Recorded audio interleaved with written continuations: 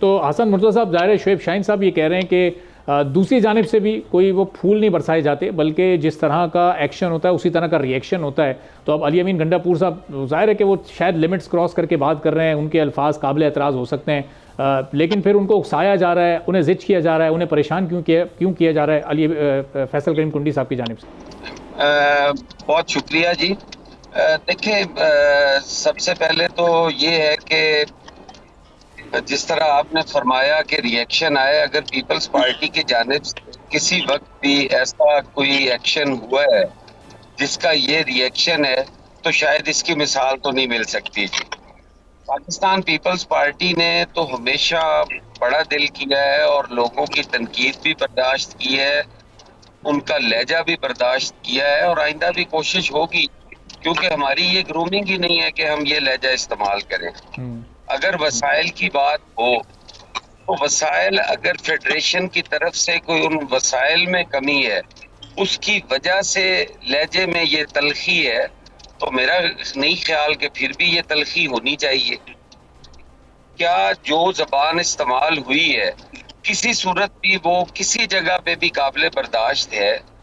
یہ زبان ایک دوسرے کے حوالے سے استعمال کرنا، یہ کون سی پارلیمانی زبان ہے؟ یہ کون سا طریقہ کار ہے جس کے ذریعے آپ اپنے وسائل حاصل کرنا چاہ رہے ہیں؟ کیا یہ تصادم کی صورت حال رہے تو صوبے کی بہتری ہو سکتی ہے؟ کیا گورنر کو یا چیئرمین پاکستان پیپلز پارٹی کو گالی دینے سے آپ کے صوبے کے وسائل آپ کو مل جائیں گے؟ یا جو پاور کوریڈور ہیں، کیا آپ کی اس لہجے اور اس تلخی سے کیا وہ سرنڈر کر دیں گے؟ ہرگز نہیں ہے۔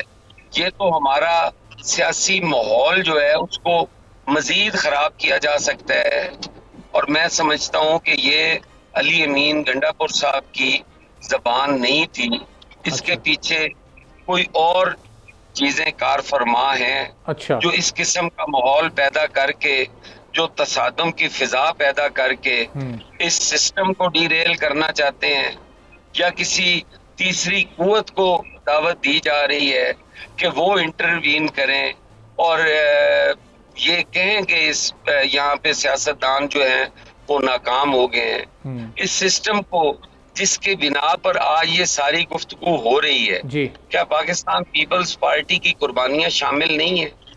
کیا پاکستان پیپلز پارٹی کا خون شامل نہیں ہے؟